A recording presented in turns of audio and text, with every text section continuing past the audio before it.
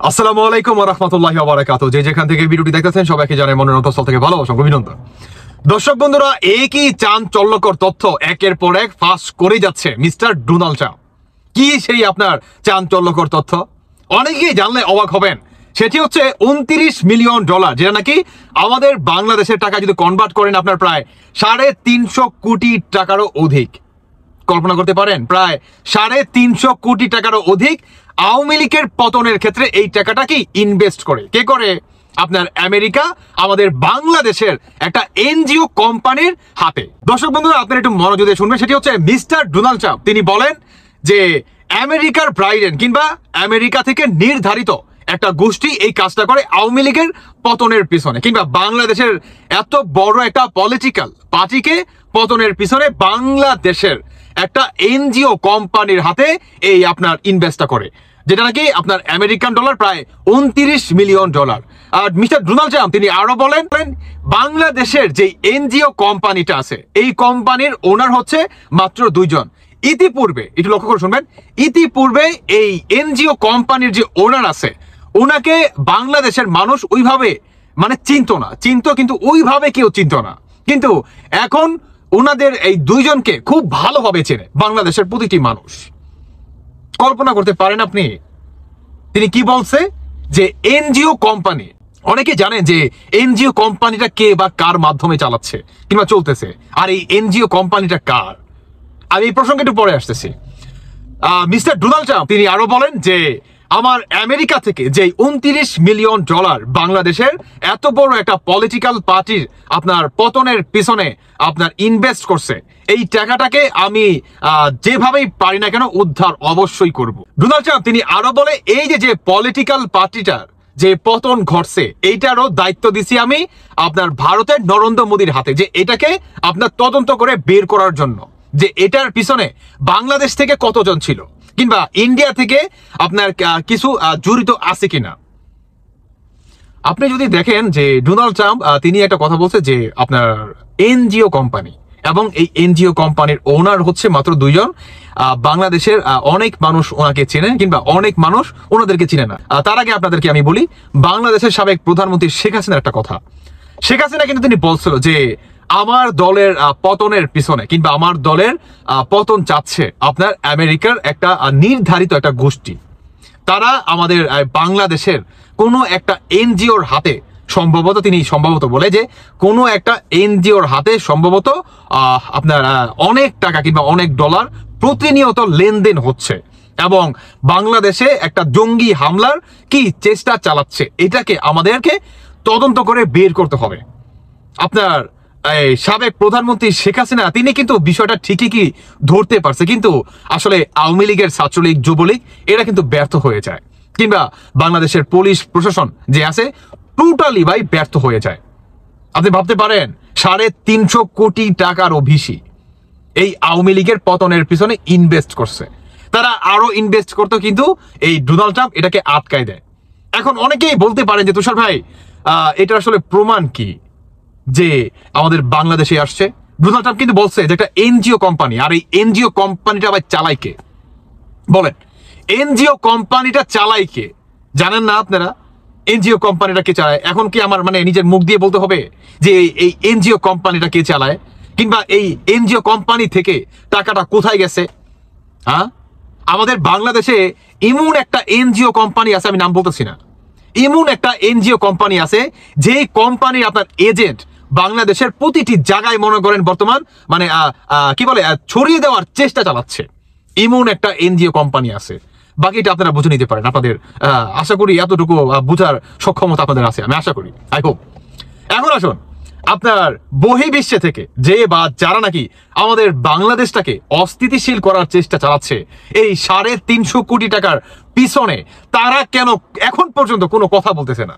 বলেন, কেন কোনো কথা বলতেছে? কিংবা আমাদের বাংলাদেশের আপনার এই অতীত চ্যাংরা উপদেষ্টা বা সমন্বয়ক যে আছে না, কালাপাঠা আর হচ্ছে আপনার এই সার্জিস মির জাফররা, এরা কেন কথা বলতেছে না? বলেন তো ভাই, যে আমেরিকা আমাদের বাংলাদেশের উপরে 350 কোটি টাকা আপনার 29 মিলিয়ন ডলারের একটা এত বড় একটা দায়ভার চাপিয়ে দিবে, আর এটার বিপরীতে আমাদের সরকার থেকে কিংবা উপদেষ্টা বা সমন্বয়ক থেকে বর্তমান এরাই তো দেশ চালাইতেছে, তাই না? তাহলে এরা কেন কোনো প্রতিবাদ জানাচ্ছে না বলেন তো ভাই? কারণ বাংলাদেশে আপনার এদের বিরুদ্ধে যদি আপনি কি বলে মানে সুয়ের একটা মাথার সমান কথা আপনি যদি মিস্টেক করেন, তাহলে কি সাথে সাথে আপনার সরকার থেকে এই উত্তরটা না আসলেও আপনার অতীত চ্যাংরা যে সমন্বয়করা যারা নাকি বর্তমান বাংলাদেশের কি ঘটবে এরা হচ্ছে সিদ্ধান্ত দিয়ে দেয়, তাই না? এরা কেন এখন পর্যন্ত চুপ বলেন তো ভাই?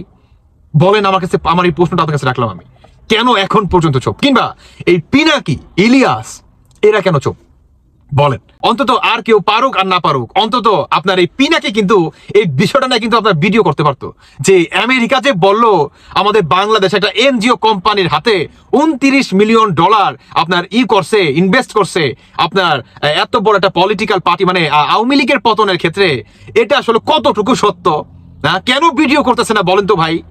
মিস্টার ডোনাল্ড ট্রাম্প তিনি কিন্তু নিজের মুখ থেকে বলে যে আমাদের বাংলাদেশের আপনার আওয়ামী লীগের কিংবা এত বড় একটা পলিটিক্যাল পার্টির আপনার পতনের পিছনে আমেরিকার যে ব্রাইডেন কিংবা নির্ধারিত একটা গোষ্ঠী আছে, এবং আমাদের বাংলাদেশের একটা এনজিও কোম্পানির হাতে এই টাকাটা গেছে, মানে সরাসরি টাকা যায় না, একটা চেক গেছে।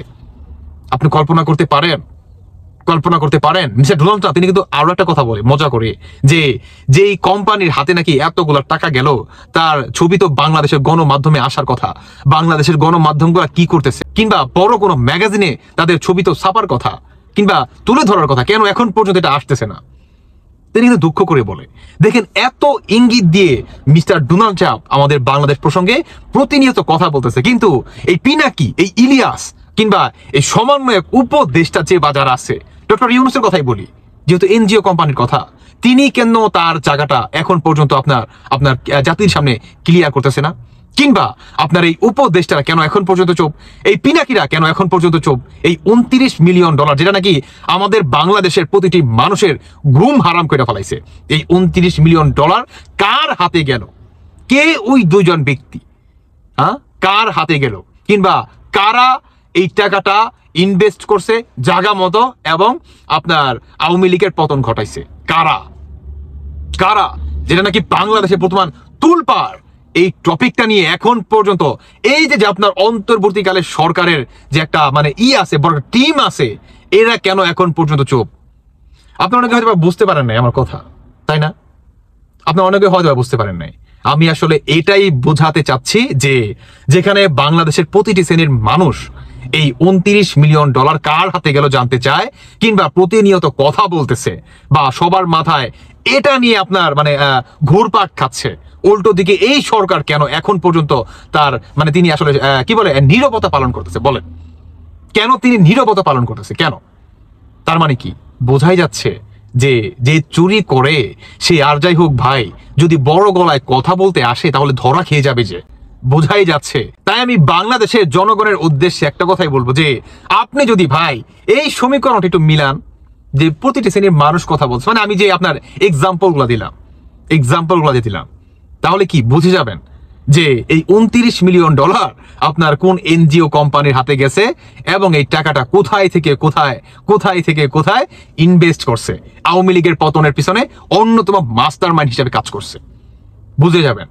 দর্শক বন্ধুরা, ভিডিওটা অলমোস্ট অনেক লং হয়ে গেছে, বাকিটা আপনাদের ব্যক্তিগত মতামত অবশ্যই জানিয়ে যাবেন। আর একটি কথা, সেটি হচ্ছে মিস্টার ডোনাল্ড ট্রাম্প কাদের হাতে টাকাটা গেছে তিনি কিন্তু জানে, এবং তাদের সবাইকে একের পর এক আপনার আইনের আওতায় তো আনবেই, এবং যে এই 29 মিলিয়ন ডলার সেটাও কি তিনি তার আমেরিকায় রিটার্ন নেওয়ার কথা কিন্তু কিংবা ওয়াদা কিন্তু তিনি করেন। দেখা যাক এখন ডোনাল্ড ট্রাম্প আসলে কতটুকু এই বিষয়ে আসলে সফলতা অর্জন করতে পারে। বাকিটা আপনাদের ব্যক্তিগত মতামত অবশ্যই জানিয়ে যাবেন। ধন্যবাদ সবাইকে। আল্লাহ হাফেজ, আসসালামু আলাইকুম।